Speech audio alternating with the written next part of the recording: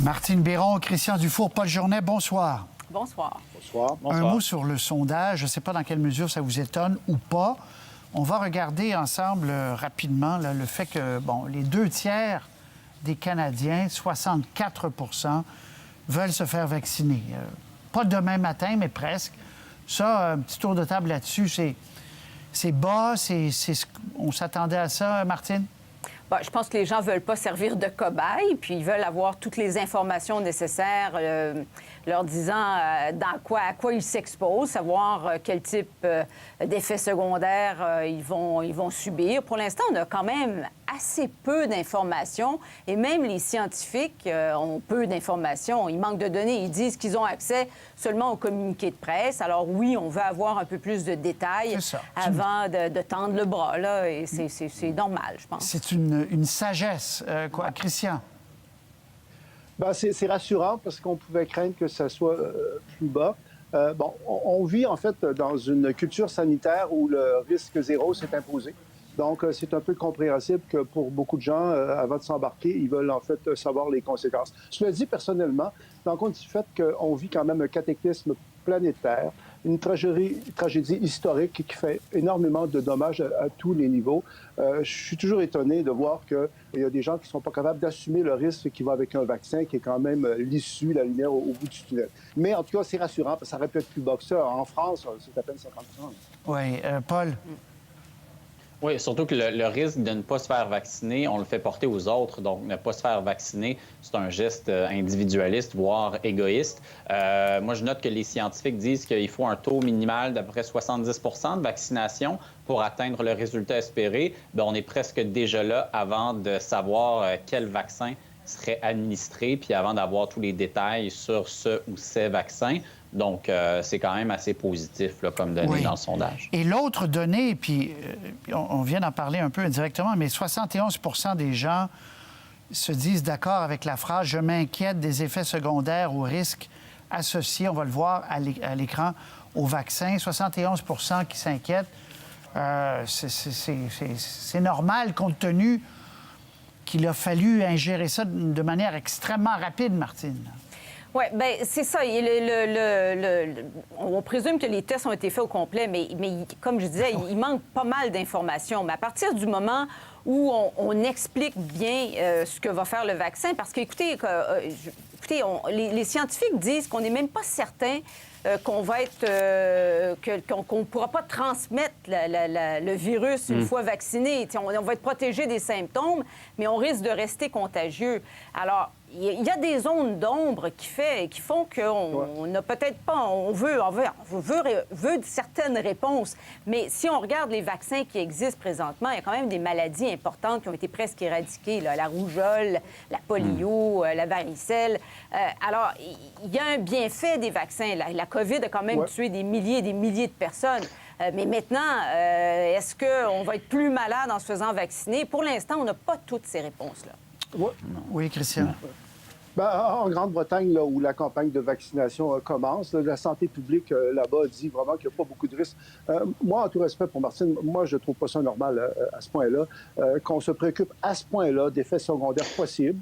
Si on n'est pas dans le risque zéro, là, la vie, là, il y a un risque. La seule chose qui est sûre, c'est qu'on va tous mourir un jour. Qu'on attache à ce point-là de l'importance à des effets secondaires quand même qui statistiquement ne sont pas signifiants. Ça nous empêche de nous faire vacciner, tenant compte du cataclysme qu'on vit. Moi, là-dessus, il y a quelque chose que... ça dépend du niveau de risque, là, quand même. Oui. Mais je trouve ça exagéré. La vraie question, c'est êtes-vous plus inquiet du risque lié au vaccin ou à ne pas être vacciné? Puis si on pose la question comme ça, je pense qu'attraper la COVID, c'est pas mal plus inquiétant que de possibles effets secondaires. Bien, les gens répondent à ça en disant 64 disent « Moi, je vais y aller. » Alors, même si j'ai des craintes, je vais y aller. Alors, c'est les pieds qui votent. Un autre tableau, le 72-10 que je vais vous montrer, c'est intéressant parce que les gens vont quand même loin. Ils sont prêts à ce qu'on rende obligatoire pour voyager en avion un vaccin, pour aller à l'école, pour aller au restaurant ou dans un bar. Ils disent, oui, le fameux passeport immunitaire, là, on est prêt à nous le faire imposer dans certains domaines de la vie, Christian.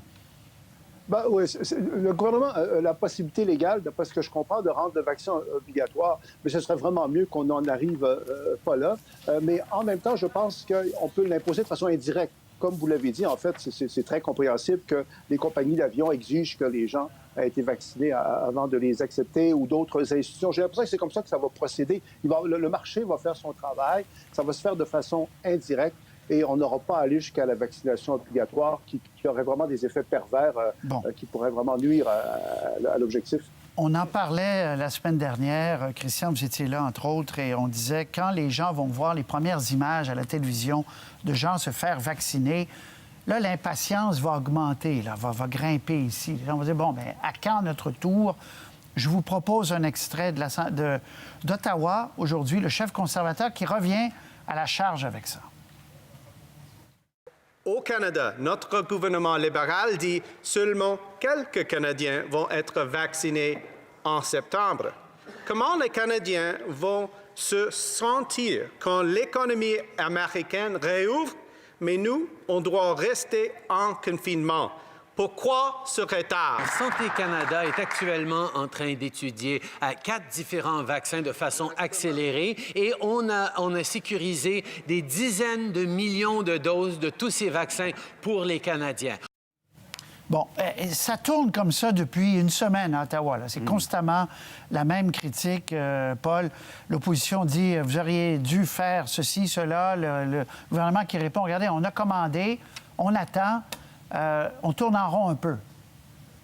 Oui, puis on sait, c'est parce que le Canada a perdu sa capacité de production, puis c'est pas la faute au gouvernement Trudeau. Ça résulte de décisions qui ont été prises dans les dernières décennies. Mais moi, j'ai l'impression que ça, c'est un peu un avant-débat qui sera rapidement oublié parce que le grand test pour le gouvernement Trudeau, c'est pas tant l'arrivée du premier vaccin, mais plutôt comment la campagne de vaccination va être orchestrée sur le terrain par le gouvernement Trudeau et surtout par les provinces, parce qu'on sait que ça pose de formidables défis logistiques pour, entre autres, la réfrigération. Bon, on ne sait pas ce sera quel vaccin, puis dans quelles conditions il va devoir être transporté, gardé, etc.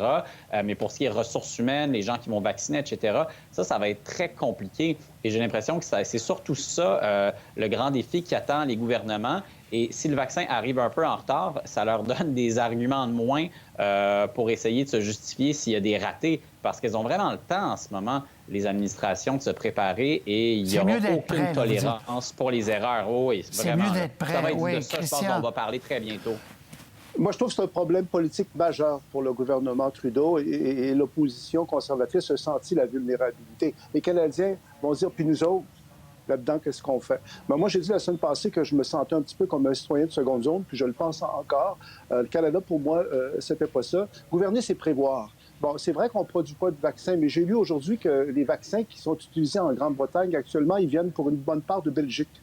Donc, c'est une chose de ne pas produire les vaccins, mais on aurait pu les commander aussi. Il y a quand même toute une infrastructure bureaucratique de santé publique qui n'a pas l'air d'avoir pensé au fait que le vaccin arriverait plus tôt que prévu. Cette semaine, les Britanniques se font vacciner. Mais moi, comme Canadien, ça me choque que nous, on nous parle dans l'année 2021, éventuellement, on va être vacciné. Le vaccin, c'est une bonne chose. Il me semble qu'il faudrait l'avoir au plus sacré. Bon, on n'est pas dans cette dynamique-là. C'est choquant, je trouve. Martine, gardez votre idée. Je vais vous choquer encore plus, Christian, parce que Dr Tam, qu'on connaît bien, a dit, parce qu'on prévoit au Canada 6 millions de doses d'ici la fin mars, donc 3 millions de personnes, je parle juste du Pfizer, là. 3 millions de personnes vaccinées, ça prend 2 doses. Et là, Dr Tam a dit, ça ne sera pas suffisant, bien sûr, même pour aller au début de notre liste de gens prioritaires. On écoute. During the first quarter of 2021, we're now anticipating receiving approximately 6 million doses, enough for 3 million people to be vaccinated. So we have to do further refinement to these priority groups in order to know exactly how we're going to sequence. Bon, alors, et elle continuait. Donc, elle dit qu'il faut en faire plus pour être capable de respecter notre séquence de vaccination. Martine. Oui, je pense que moi, que la sortie de crise pourrait être politiquement beaucoup plus taxante que la crise elle-même. La crise, on l'a vécue et on sait comme on a souvent pris l'expression, c'est un peu comme construire un avion en vol. Mais la sortie de crise, là, on peut la planifier, on peut la voir venir. C'est certain qu'avec 3 millions de doses d'ici mars, on va se comparer au Royaume-Uni et à d'autres. Le Royaume-Uni pense avoir vacciné sa population d'ici Pâques. Mars, là, si on a seulement 3 millions de personnes au Canada vaccinées, au Québec, ça veut dire autour de 700 000 personnes. 700 000 personnes, c'est 23 en fait des 3 millions de doses, donc c'est le prorata de la population. Il y a 1,5 million de personnes qui ont plus de 65 ans au Québec. Alors, 700 000 doses, là, on n'a pas vacciné tout le monde. On n'a pas vacciné tous les travailleurs de la santé. On n'a pas vacciné toutes les personnes âgées. Alors, c'est pas tant que ça de doses. Alors, la docteure Tam dit une réalité. Alors, comment est-ce que les choses vont s'organiser pour la suite des choses? Pour les gouvernements, c'est important de réussir cette sortie de crise. Très bien. On a eu aujourd'hui...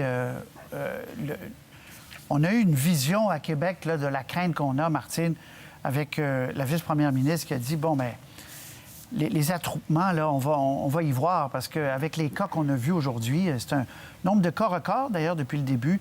Les hospitalisations, on a passé le cap des 700 allègrement. On écoute Mme Guilbeault qui nous parle des efforts que les commerçants doivent faire, puis il y aura des règles dès vendredi. On écoute. Il y a plusieurs commerces qui sont fermés en ce moment, entre autres les restaurants, les bars et tout ça. Eux ont la chance d'être encore ouverts, donc c'est un peu le compromis qu'on leur demande ce matin. Vous voulez rester ouvert, on veut que vous restiez ouvert, fait qu'on vous demande de faire une petite part de plus pour que tout le monde puisse être certain qu'on n'augmente pas la contagion dans ces lieux-là. Très bien. Martine, donc Noël, bon là, ça c'est pour le magasinage. Noël s'éloigne. Je pense que... Oui, Noël s'éloigne là, de plus en plus.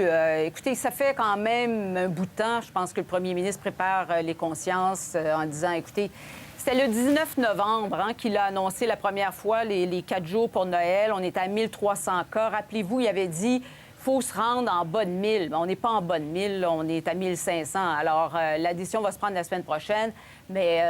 tous les indices nous disent que peut-être qu'on en aura un, peut-être pas deux, peut-être un, mais écoutez, on s'en va vraiment vers Noël très prudent. Puis bon, en fait, l'annonce d'aujourd'hui, là, je vous dirais, elle a remarqué qu'elle n'a pas été faite avec la sécurité publique. Le docteur Horacio Arruda n'était pas là, ni son adjoint. On a envoyé la vice-première ministre expliquer ces données-là, qui n'étaient pas vraiment basées sur des éléments extrêmement solides. Là, la question a été posée, il n'y a pas d'éclosion. Elle a dit, bien, vous avez vu les images sur les médias sociaux, alors on agit. Cela dit, je pense que les mesures d'aujourd'hui visaient une minorité. Je pense que la majorité paie pour les écarts de conduite d'une minorité, mais en mettant du mur à mur comme ça dans tous les centres commerciaux et tous les commerces, bien, on place les choses, puis on peut sévir si jamais il faut le faire. Peut-être Paul et Christian apaiser aussi ceux qui sont fermés puis qui voient ceux qui sont ouverts. Et dans certains cas, c'est presque le bar ouvert, là, Paul. C'est ça. Ouais. Oui. Mais je pense que la plupart des commerçants vont être contents. En fait, ils sont presque soulagés. Eux, leur grande crainte, c'est d'être fermés. Là, ils sont encadrés, donc ça les rassure. Ils se disent, bien, ça confirme qu'on va pouvoir rester ouvert. Et c'est une mesure qui n'est pas trop exigeante, très simple à appliquer. Et de toute façon, il y a déjà plein de commerces qui l'appliquent. Moi, je l'ai vécu dans mon garage. Il y avait une pancarte sur la porte. On disait pas plus de 2 clients en même temps. Puis c'était assez facile à respecter. Donc, je pense qu'il n'y a pas de problème là. Mais juste peut-être pour revenir sur ce que Martine a dit, en effet, tous les indicateurs, pour l'idée de fêter Noël, là, tous les indicateurs sont au rouge. Il fallait que la situation s'améliore et elle empire. Martine a parlé du nombre de cas, on pourrait ajouter aussi le nombre d'hospitalisations, aussi le taux de reproduction du virus qui est à la hausse et le gros travail du gouvernement qui a sa part de responsabilité dans le contrat, c'est le dépistage et le traçage et c'est pas encore tout à fait à la hauteur. Donc, ceux qui veulent fêter Noël, je dirais de se calmer l'optimisme parce que c'est mal parti. Oui, Christian. Moi, je ne suis pas sûr que c'est si facile d'application que ça dans les grands centres commerciaux, en fait. Puis il ne faut quand même pas oublier que c'est l'hiver, puis qu'il va y avoir des files d'attente dehors. C'est vrai qu'avec le chiffre de 1500 cas qui est sorti aujourd'hui, c'est comme un coup de massue, donc c'est plus difficile de critiquer. Il y a beaucoup de gens, en fait, qui notaient que les restaurants, les théâtres, les cinémas étaient fermés, alors que parfois, il y avait des gens dans les centres d'achat qui ne faisaient pas beaucoup d'efforts. Donc, le gouvernement a agi. Bon, on n'a pas d'autre choix. Mais jusqu'à quel point c'est scientifiquement, là, c'est quelque chose qui va vraiment aider à diminuer le problème? J'en ai aucune idée, mais on n'a pas d'autre choix ça nuira pas. De mettre ça en œuvre. Oui, c'est sûr que, oui, ça ne peut pas nuire s'il y a une plus grande distance entre les gens puis il y a moins de monde. Merci. On va en reparler, évidemment. La décision, vous l'avez souligné, la semaine prochaine, annoncée, Martine, le 11 décembre, ou peut-être même avant, par M. Legault. Merci beaucoup à vous trois. Bonne soirée. Au revoir. Au revoir. Bonne soirée.